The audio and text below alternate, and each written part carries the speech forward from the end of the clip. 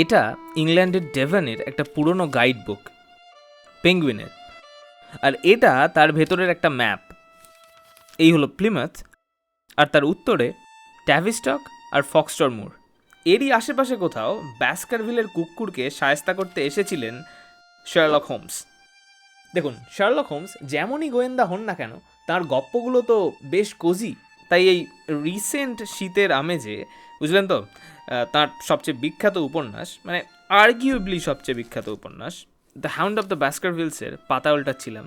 চমৎকার গপ্প, এবং এর এত রকম ইন্টারপ্রিটেশনের ভিড়ে, মানে সিনেমা, সিরিজ বা গ্রাফিক নভেলসের ভিড়ে যেই জিনিসটা সবসময় চোখ এড়িয়ে যায় সেটা হলো ওই রাজনীতি। খালি চোখে যেটা স্রেফ গথিক রহস্য গল্প, তার পরতে পরতে রয়েছে রাজনৈতিক এবং অর্থনৈতিক দ্বন্দ্ব। চলুন সেটাই একবার ঘেঁটে দেখা যাক। খুবই পপুলার গপ্প, অনেকেরই পড়া বা শোনা বা দেখা। তাও বিশ্লেষণে ঢোকার আগে গপ্পটার একটা হালকা রিক্যাপ দিতেই হচ্ছে। 124 বছর পেয়েছেন বইটা পড়ার জন্য, নাফ টাইম। এবার স্পয়লার দেবই দেব। 17 শতকের মাঝামাঝি ডার্টমুরের ম্যানর লর্ড হিউগো ব্যাসকারভিল শয়তানি করতে গিয়ে এক প্রেত কুকুরের আক্রমণে প্রাণ হারান। বর্তমান সময়ে ব্যাসকারভিল বংশের স্যার হেনরি এই প্রেত কুকুরের সম্ভাব্য টার্গেট, এবং তার কাকা ইতিমধ্যেই হাউন্ডটির ভয় পটল তুলেছেন। শার্লক ডার্টমুরে যায়, খতিয়ে দেখে, ভিলেন স্টেপলটনকে এক্সপোজ করে, কারণ স্টেপলটনই নাকি সম্পত্তির লোভে একটি ক্রসব্রেড কুকুরকে দানও সাজিয়ে হেনরিকে সরাতে চেয়েছিলেন। মোটের ওপর এই হলো রহস্য আর তার উদ্ঘাটন ওপর। কিন্তু একটু তলিয়ে ভাবলেই অন্তত 3টে রাজনৈতিক বা অর্থনৈতিক থিম ফুটে উঠছে। 1, পুরনো ব্রিটিশ অ্যারিস্টক্রেসি বা অভিজাততন্ত্রের ক্ষয় এবং অবশ্যম্ভাবী পতন। 2, ক্যাপিটালিজমের আবহে চুলকে যাওয়া অভিজাতদের সামাজিক গদি ফিরে পাওয়ার আকাঙ্ক্ষা। আর 3, সবচেয়ে গুরুত্বপূর্ণ, লেখক আর্থার কনান ডয়েল আর তাঁর সৃষ্ট চরিত্র শার্লক হোমস, এই দুজনের মধ্যেকার নিরন্তর মতপার্থক্য। এই 3টে থিম কিন্তু শার্লক হোমসের বেশিরভাগ গপ্পেই কোনো না কোনোভাবে ফিরে ফিরে আসে, কিন্তু দ্য হাউন্ড অফ দ্য ব্যাসকারভিলস উপন্যাসে এগুলো সবচেয়ে বেশি স্পষ্ট। দেখুন, এই গপ্পের অন্যতম মুখ্য চরিত্র হেনরি ব্যাসকারভিল, মানে টেকনিক্যালি তিনি ক্লায়েন্ট, কিন্তু তাঁর চক্করে অন্য 2 ব্যাসকারভিলকে আমরা খানিকটা ইগনোর করে ফেলি। হেনরির পূর্বপুরুষ হিউগো ব্যাসকারভিল আর কাকা চার্লস ব্যাসকারভিল। নভেলটা চলছে মোটামুটি ওই 1889 নাগাদ, আর এই অভিশাপের বিবরণ রয়েছে যে পাণ্ডুলিপিতে, সেটা 1742 সালের। গল্পে শার্লক সন তারিখ পায় 1647। তাহলে হিউগো ব্যাসকারভিল ঠিক কোন সময়ের, মানে কোন পিরিয়ডের লোক? এটা বোঝা জরুরি, কারণ সময় তো শুধু সাল তারিখের খতিয়ান নয়। অতএব একটা পিরিয়ডকে বুঝতে গেলে তার আশেপাশে কি ঘটছে সেটাও জানা দরকার। গ্রেট রিবেলিয়নের সময় এই হিউগোই ছিলেন বাস্কারভিল হলের সর্বেসর্বা। এই গ্রেট রিবেলিয়ন যদি ইংলিশ সিভিল ওয়ার হয়, তাহলে সময়টা হবে 1642 থেকে 1651 মধ্যেই।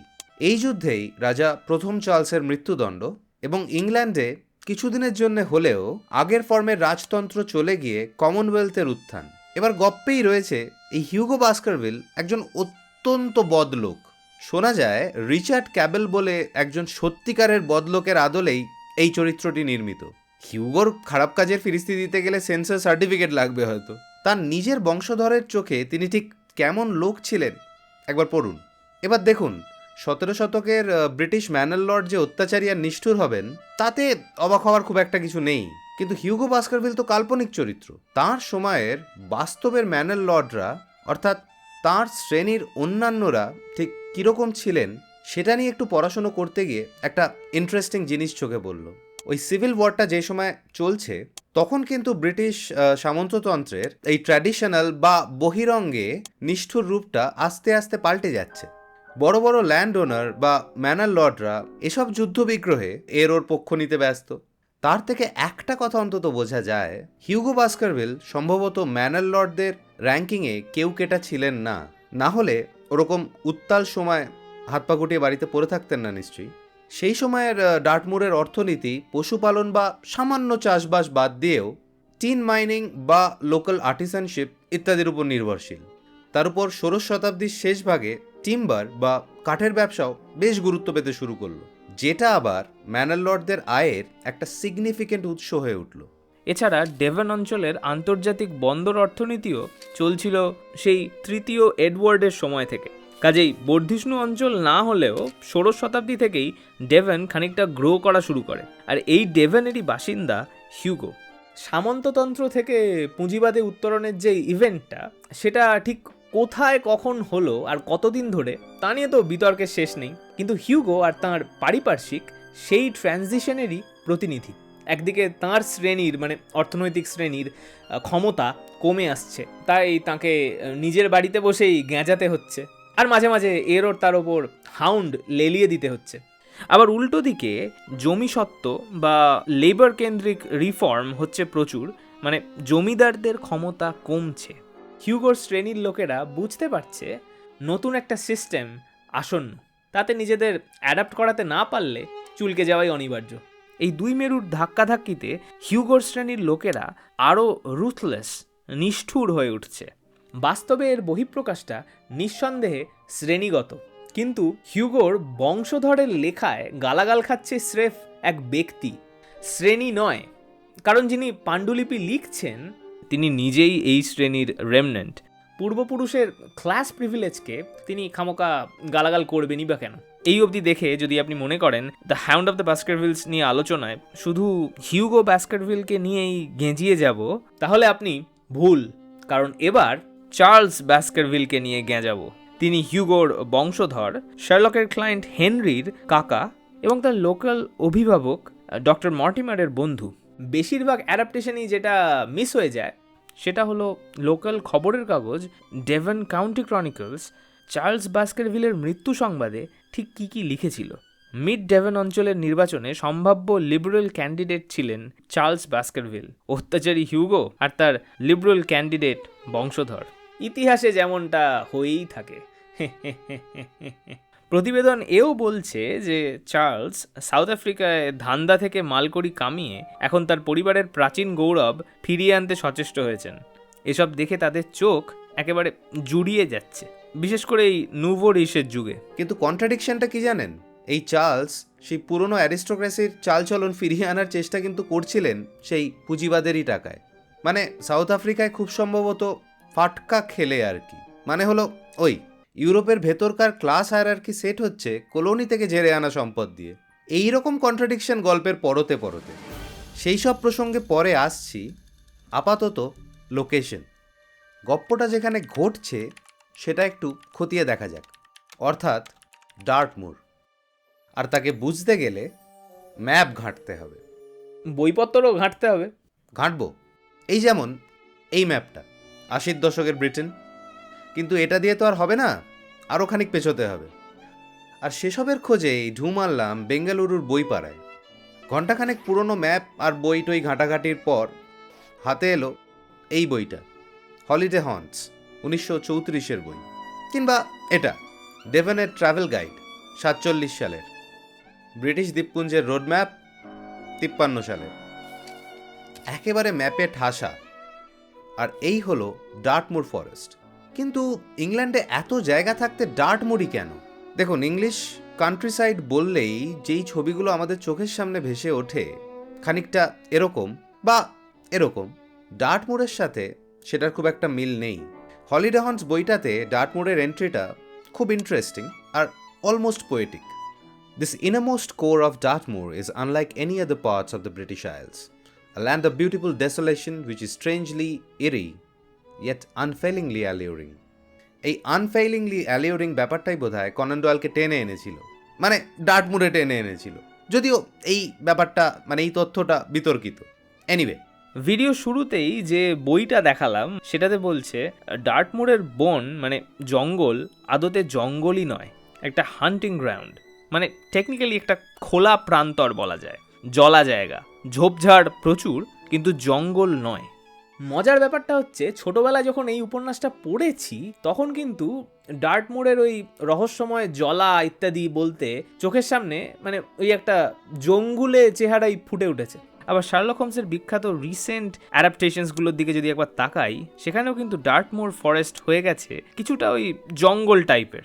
লার্জলি আমরা অনেকেই যে জলা বলতেই বাই অ্যাসোসিয়েশন জঙ্গলও ধরে নিচ্ছি, তার একটা কারণ হতে পারে বাংলা ভূতের গল্পে এই মানে জলা জঙ্গল ট্রোপটার বা সেটিংটার প্রাচুর্য। কিন্তু ডার্টমোর যদি এটা খোলা প্রান্তর উইথ ঝোপঝাড় হয়, তাহলে রহস্যটা জমছে কি করে? জঙ্গলে না হয় তাও একটা আড়াল পাওয়া যায়, একটা ভয় মিশ্রিত কৌতূহলও থাকতে পারে। জঙ্গলে হয়তো দানবিক কিছু একটা লুকিয়ে আছে, কিন্তু ডার্টমোরের এই অলমোস্ট এলিয়েন ব্লিক ব্যাপারটাই জায়গাটাকে হয়তো আলাদা করে দেয়। ওয়াটসনের লেখাতেও সেরকমই পাচ্ছি। গ্রিম চার্ম ডার্টমোরকে মিস্টিরিয়াস করে তুলছে মূলত তিনটে জিনিস। এক, এই এবড়ো খেবড়ো প্রান্তর আর কুয়াশা। দুই, সেই একেবারে আদিকাল থেকে শুরু করে ইউরোপীয় মধ্যযুগ এবং তার পরবর্তী সময়েরও অসংখ্য প্রত্নতাত্ত্বিক অবশেষ। এবং তিন, এসবের ভিত্তিতেই গড়ে ওঠা অসংখ্য কিংবদন্তি, লোকাল মিথস। 2 নম্বর পয়েন্টটা একটু নেড়েচেড়ে দেখা যাক, প্রত্নতত্ত্ব। একটা ঐতিহাসিক বা প্রত্নতাত্ত্বিক অঞ্চল বললে ঠিক কীরকম ছবি চোখের সামনে ফুটে ওঠে? ধরুন একটা হেরিটেজ বিল্ডিং বা আদিকালের কোনো এক আর্কিওলজিক্যাল সাইট। কিন্তু ইংল্যান্ডের বেশিরভাগ জায়গাতেই একটা ইন্টারেস্টিং ব্যাপার হচ্ছে, একটা ঐতিহাসিক স্তরের জিনিসপত্রকে তার পরের স্তর এসে ঢেকে দিয়েছে বা রিপ্লেস করেছে বা সহাবস্থান করছে, তার ওপর আরেকটা স্তর এসে জমা হচ্ছে এবং হাজার হাজার বছর ধরে একটার পর একটা লেয়ার অ্যাড হয়েই চলেছে। এই ব্যাপারটা যদিও সারা পৃথিবীর ক্ষেত্রেই প্রযোজ্য, কিন্তু ইংল্যান্ডে বিশেষ করে ডেভন অঞ্চলে এই ব্যাপারটা চমৎকার প্রিজার্ভড হয়েছে। মানে ধরুন আপনি অমুক একটা গ্রামে হাঁটতে বেরিয়েছেন, আপনার চোখে পড়ল 15 শতকের একটা ব্রিজ, সেটা পেরিয়ে আরেকটু এগোতেই রোমান লিজিয়নের তৈরি একটা রাজপথের অবশেষ, তারপর আবার ব্রঞ্জ এজ বা তারও আগের স্টোন সার্কেলস, এমনকি আদিম মানুষের আঁকিবুকি কাটা গুহা শ্রেণীও হয়তো পেয়ে গেলেন আর কিছু দূর গিয়ে। এইসবের কথাই পাচ্ছি স্টেপলটনের বয়ানে, যখন সে ওয়াটসনকে মুডটার একটা ট্যুর দিচ্ছে। সেই সব গুহাবাসী নিওলিথিক মানুষকে নিজেদের ওয়ার্দি অ্যানসেস্টার বলে উল্লেখ করছে। আদিম মানুষের দেহাবশেষ খুঁজে পাওয়ার একটা ট্রেন্ড অবশ্য সেই সময় সমগ্র ইংল্যান্ড জুড়েই চলছে। ডসন নামের এক শখের প্রত্নতাত্ত্বিক তো ওই পিলডাউন ম্যান নামের এক আদিম মানুষের খুলিটুলি খুঁজে পেয়ে একেবারে সবাইকে তাক লাগিয়ে দিয়েছিলেন। পরে অবশ্য জানা গিয়েছিল ব্যাপারটা বিশুদ্ধ ঢপ। এইটা নিয়ে আমরা একটা ডিটেল ভিডিও করেছিলাম, সময় পেলে দেখতে পারেন। প্রত্নতাত্ত্বিক গ্রেভ খোঁড়াখুড়ির অভিযোগে উপন্যাসের সূত্রধার ডক্টর মর্টিমারের বিরুদ্ধেই মামলা ঠুকে দিতে চেয়েছিলেন সেই ফ্র্যাঙ্কল্যান্ড ভদ্রলোক, যদিও গল্প অনুযায়ী এটা বোধহয় গুজব। ডার্টমোরে ওই র্যান্ডম প্রত্নতাত্ত্বিক জিনিসপত্র খুঁজে পাওয়ার ব্যাপারটা এখনও চলছে, কিন্তু এত রকম ঐতিহাসিক স্তর এবং তার রেলিক্স এরকম ইনট্যাক্টভাবে প্রিজার্ভ হচ্ছেই বা কী করে? তার প্রধান কারণ হয়তো এই জলা অঞ্চলের লো অক্সিজেন এনভায়রনমেন্ট এবং পিটল্যান্ডের আবহাওয়া। যেহেতু জায়গাটা জলা, চাষবাস বা ইমার্জেন্ট ইন্ডাস্ট্রির উৎপাত কম, অতএব ফ্রোজেন ইতিহাসের মিউজিয়াম, তার সঙ্গে কুয়াশা টুয়াশা মিলে তৈরি হচ্ছে অজস্র গা ছমছমে মিথ, কিছু প্রাচীন আর কিছু রিলেটিভলি রিসেন্ট। পিক্সি জাতীয় মিথিক্যাল ক্রিচার্স, তাদের নানা রকমের গপ্প, তাদের নামে জায়গা টায়গার নাম, কেল্টিক বা প্রি কেল্টিক মিথের একটা প্রভাব তো রয়েইছে।